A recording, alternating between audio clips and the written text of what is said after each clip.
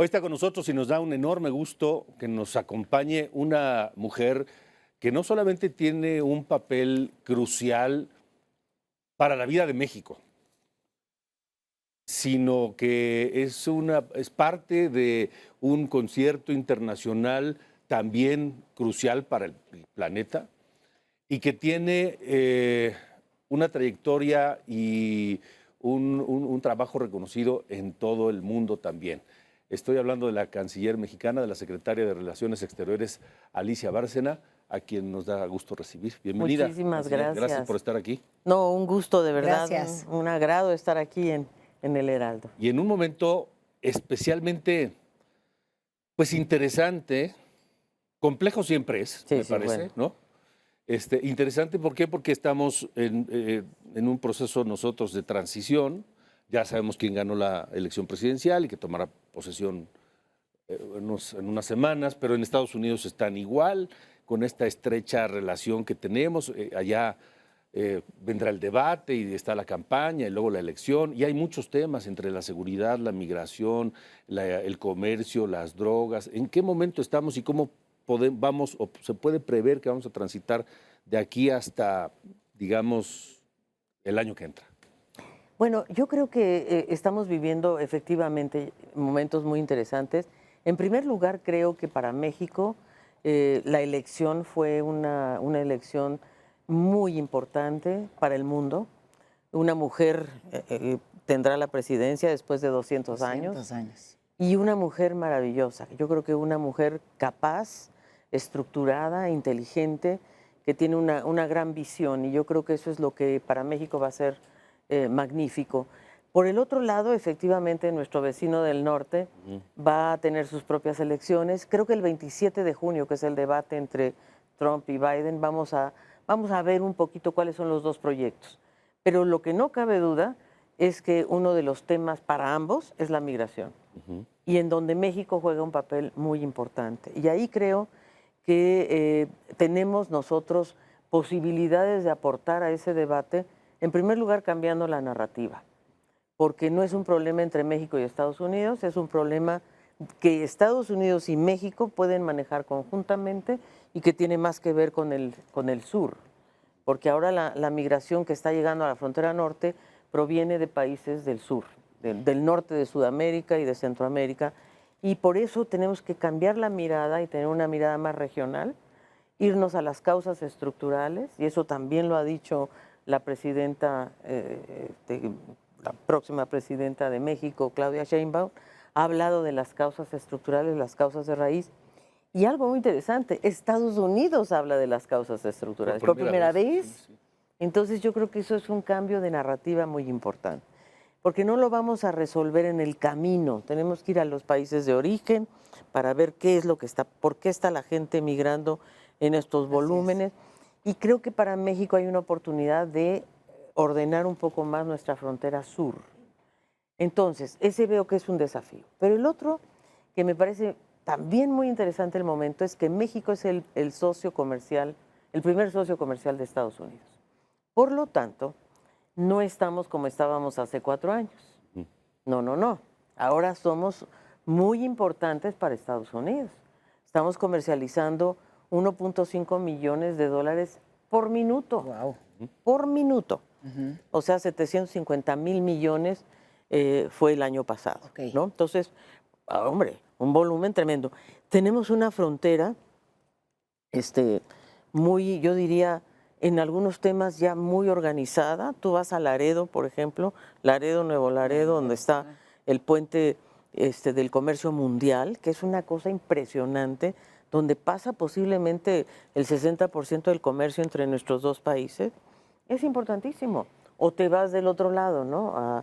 A Tijuana, San Diego, fíjate lo que pasa. Mundo, sí. Claro, y fíjate qué interesante que los empresarios de San Diego, por ejemplo, mandan a sus trabajadores y a todos sus empleados a tratarse médicamente a Tijuana. A Tijuana, claro. Claro, Sí. entonces, y por ejemplo, ya los pasos fronterizos regulares entre Estados Unidos y México, pues alrededor de un millón de personas diarias está transitando. Yo quisiera, constantemente. aunque parezca lógico, secretaria, canciller, me encantaría que le contáramos un poco a la gente, porque ahorita decía Alejandro la importancia que tiene este puesto, esta relevancia, ¿no? No solamente para México, sino para el mundo.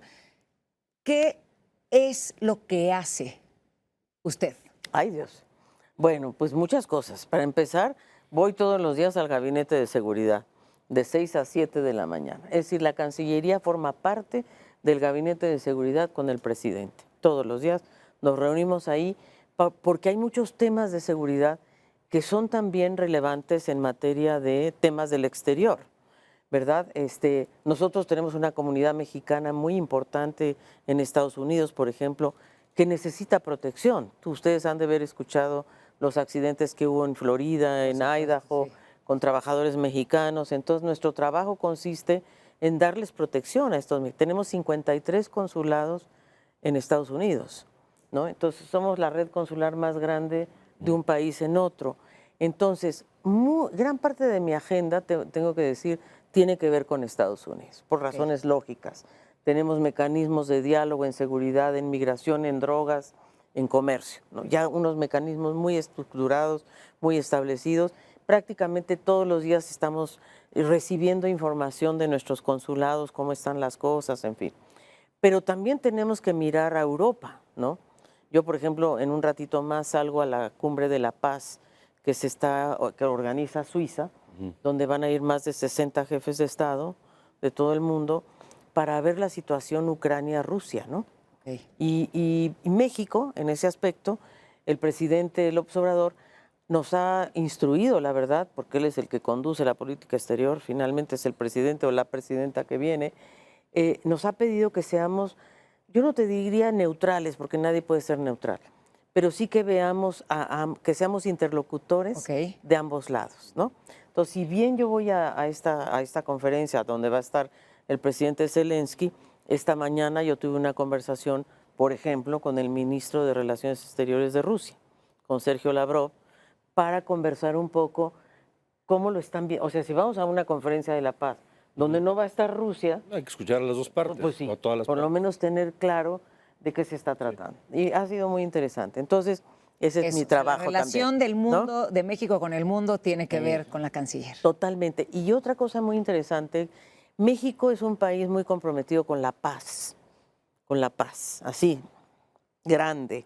Por eso García Robles ganó el premio Nobel, por eso somos garantes del diálogo en Venezuela entre la oposición y el gobierno, por eso somos garantes de cómo se está estabilizando Haití, por eso somos, ¿me entiendes? Garantes, por ejemplo, de los diálogos de paz en Colombia entre el ELN y el gobierno. O sea, México juega un papel.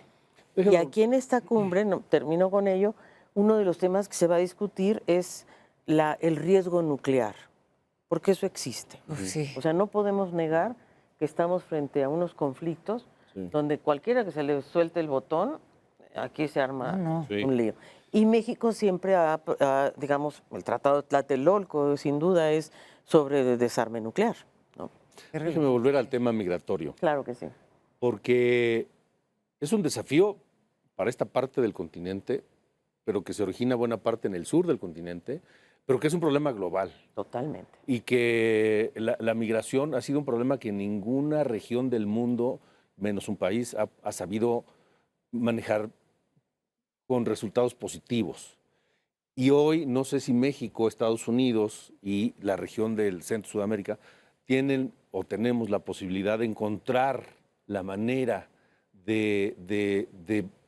pues no de evitarlo, porque la migración no se va a acabar jamás. Nunca, ha existido siempre, pero de regularlo y de que sea benéfico para los migrantes en primer término, pero también para las naciones. Fíjate que me encanta tu pregunta. Te lo agradezco porque tenemos un modelo mexicano de movilidad humana. Porque México es un país de origen, de tránsito, de destino y de retorno. Tenemos todo el ciclo migratorio en México. Entonces necesitamos una estrategia para manejar cada aspecto del fenómeno migratorio. Entonces, este modelo tiene 4 pilares de acción. El primero es las causas estructurales. ¿Y qué quiere decir eso? Que con recursos de cooperación, a través de la Agencia Mexicana de Cooperación, vamos a los países y otorgamos programas de cooperación para proyectos como Sembrando Vida en Ecuador, en El Salvador, en Guatemala, en Honduras, en Colombia, en Cuba. De tal forma que ojalá y con estos proyectos la gente decida no migrar, No irse. ¿no? Y pueda tener oportunidades. Ese es uno. Ir a las causas estructurales que son básicas. La gente, ¿por qué migra? Pues porque es pobre, porque es desigual, porque no tiene empleo, O porque por huye de cambio la climático o huyen de la violencia o perseguidos políticos. México además ofrece refugio. Nosotros tenemos una política de asilo y de refugio. Tanto es así que el año pasado las solicitudes de refugio en México llegaron a 140,000 y México ha otorgado 28,000 ¿cómo se llama? Refugios a personas que sí, que te pueden demostrar miedo creíble, ¿no? A que son perseguidos políticos o los van a matar, o violencia familiar, cosas de ese tipo. Y a esos refugiados les buscamos trabajo nosotros en México. Y hemos hecho una alianza con 65 empresas mexicanas que ya están hicimos un ejercicio precioso con 110 haitianos, porque ¿a dónde los mandas a los haitianos? Sí, pobres. ¿Los ayudas o los ayudas? Sí. Y entonces hicimos un ejercicio, 110 haitianos se presentaron a una convocatoria que hicimos con 4 empresas mexicanas y de esos 110, 108 salieron con una oferta de trabajo. Ay, qué buena Eso es noticia. maravilloso, Sí. porque también México necesita mano de obra en el norte, en el sur, en todos lados.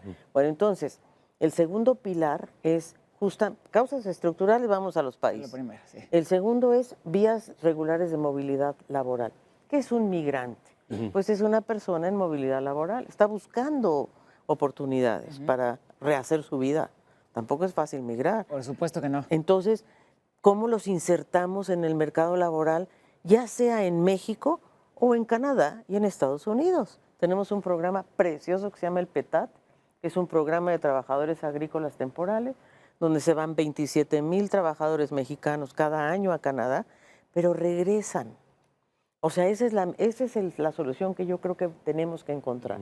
En Estados Unidos, las visas H2A, estos que te contaba de Florida, de Idaho, son trabajadores temporales, van, trabajan y regresan. Ok. Eso es lo que debemos lograr.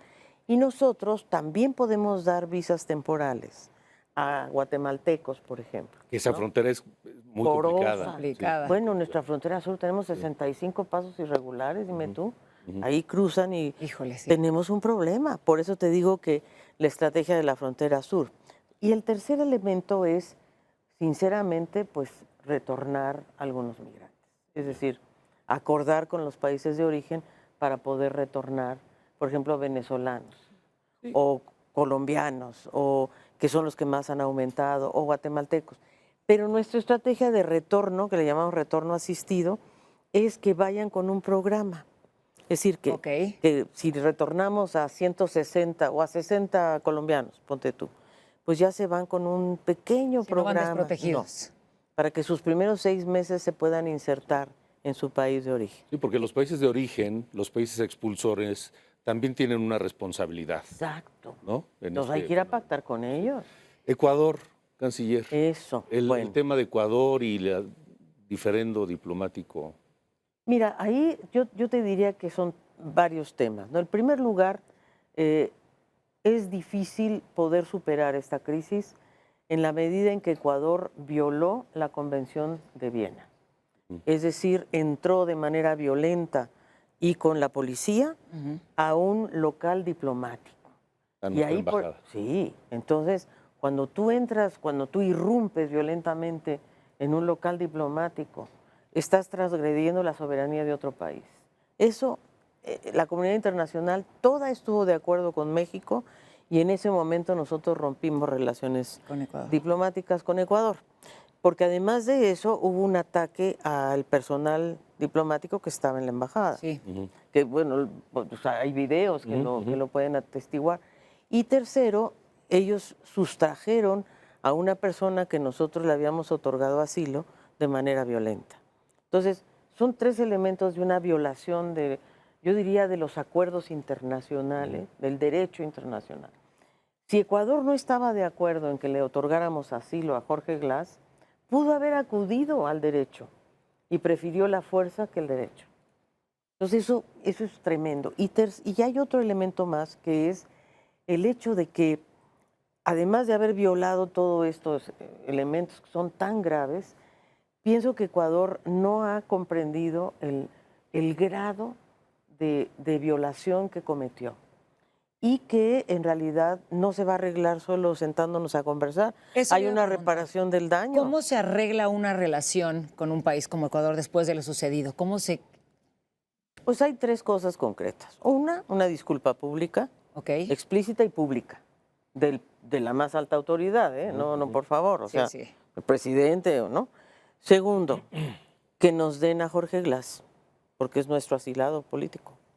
Entonces, un salvoconducto, nos entregan a Jorge Glass, a nosotros o a un tercer país. Tampoco se tiene que venir aquí, o sea, y ahorita yo voy a Suiza también, porque Suiza aceptó ser nuestro tercer país en Ecuador. En ese caso de... En este caso. En, Sí. todo, en el caso de, lo que le estamos pidiendo a Suiza es que cautele nuestros bienes, y nosotros dejamos todo, nos salimos todos, o sea, los 18 funcionarios que estaban en la embajada, pues están en México, la embajada quedó sola, necesitamos que... Suiza va Claro, a hacer esta parte. sí, y nos va a ayudar pues en los asuntos consulares, y tenemos 1.500 mexicanos que se quedaron en Ecuador, o un poco más.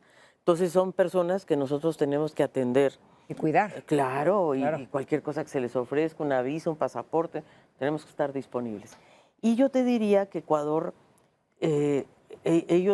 nosotros fuimos a la Corte Internacional de Justicia y nuestra expectativa es que la Corte Internacional de Justicia nos responda, ¿no? Ok. Y responda a esto, que sea irrepetible, no puede, o sea... Volver a pasar. Claro. No, a ningún lado, realmente. Necesitamos mucho tiempo para platicar con la Híjole, canciller sí. Bárcena, pero no quiero dejar pasar la oportunidad de preguntarle del proyecto de Heraldo USA Ay, y, sí. y lo que significa para la comunidad mexicana en los Estados Unidos. Ha sido un éxito total y estamos súper agradecidos y muy contentos con este programa de Heraldo USA, porque resulta que tenemos 53 consulados. Ustedes creo que ya han llegado a más de 20, ¿no? Con una maravilla de persona que es Alejandra, Alejandra Isela, que ha sido un proyectazo. Primero, porque nos da la visibilidad que estamos buscando, no solamente ante la comunidad mexicana en Estados Unidos, sino ante la comunidad estadounidense, que esa es a la que tenemos que llegar. ¿Por qué? Para que se den cuenta de que tenemos 37 millones de mexicanos en Estados Unidos y mexicanas, que esta gente está aportando económicamente alrededor de 454,000 millones de dólares. Nuestra comunidad mexicana contribuye a la economía de Estados Unidos más que el PIB de Colombia. Así es que, por favor, bueno. Y tercero, estos migrantes o comunidad mexicana manda remesas para acá, ¿no? 63,000 millones, muy bien, que solo representan el 18% de su ingreso. El resto se queda en la economía. Entonces, ¿qué es lo que Heraldo USA nos ayuda? Nos ayuda muchísimo para que, yo diría, el pueblo de Estados Unidos, la gente, entienda que la contribución de los mexicanos y mexicanas en Estados Unidos es enorme. Enorme. En lo cultural, en lo gastronómico, y estas entrevistas que se van haciendo con la comunidad mexicana, en realidad, son maravillosas y se ven, y además los cónsules y las cónsules se sienten tomados en cuenta. Y justamente esto, que el estadounidense también conozca la importancia del mexicano en su país, ¿no? Me parece que eso es muy relevante y que se sienta acompañado el mexicano con Heraldo USA también. Ah, no, mira, no sabes, ha sido exitosísimo y yo por eso estoy muy agradecida y ojalá podamos continuar así, ampliándolo inclusive. Seguro. Y dárselo a conocer, por cierto, a la presidenta que ya viene, a Claudia Sheinbaum y a su equipo, porque es un proyectazo. Sí. Y conecta a la comunidad mexicana con su país y con la comunidad estadounidense. Y yo diría, también entendemos un poco mejor sus problemas. Sí. ¿No? Nos queda un minuto, canciller, pero quiero preguntar qué significa o qué le dice a la canciller Alicia Bárcena el eje Buenos Aires, Quito, San Salvador. Bueno, claro. Son gobiernos que sin duda tienen un corte más conservador, son gobiernos de derecha, que duda cabe, Y sí, obviamente se está generando una alianza en la toma de posesión del presidente Bukele. Bueno, sin duda llegó Milei, llegó Noboa, etcétera. Sí es un eje, digamos, de conservadurismo. Pero yo diría que tenemos una oportunidad con todos estos países, por más conservadores que sean. Bueno, nosotros ahorita no con Ecuador, pero sí con Argentina mismo, de lograr una integración pragmática, desideologizar la integración. Yo digo que esto es un tema muy importante. Para poder avanzar como región. Nos hace mucha falta. Nadie puede solo. Qué importante, desideologizar. La integración. Yo creo que es muy importante. Sin duda. Y eso nos puede ayudar mucho. Yo, por ejemplo, con la canciller de Argentina tengo una excelente relación. Con la canciller, son mujeres además, Sí. de El Salvador también. Entonces, sí podemos sí podemos trabajar. Cada uno en su nicho, ¿no? O sea, yo no me voy a agarrar con Milei, por supuesto que no, Claro, ¿cómo claro. crees? Pero sí veo ventajas que Argentina y México trabajen juntos, por ejemplo, en farmacéutica, en regulación sanitaria. Ellos tienen una agencia de nivel 4 igual que nosotros, nuestro COFEPRIS, ellos tienen una agencia que se llama ENMAD. Ahí podemos trabajar, ¿cómo no? Y el beneficio es para la gente, para los pueblos, no para los gobiernos necesariamente. Me quedo con muchas cosas que platicar. Sí. Esperamos Ay, que hombre, regrese pronto, pero canciller, y que le vaya muy bien encantada. en la cumbre. Además. Eso, ahí les Nos cuenta, cuento. nos cuenta. ¿Cómo me va? De regreso, Muchas gracias. si tiene un tiempo, aquí nos vemos. Pero con mucho gusto, además Gracias. en este lugar maravilloso y, Y con más ustedes. tiempo. Muchas Sí, gracias. gracias, canciller, por de estar verdad. aquí. Gracias, Muchas Alicia. gracias. Con eso nos vamos. Pásenla bien, buen fin de semana. y hasta Excelente fin de semana.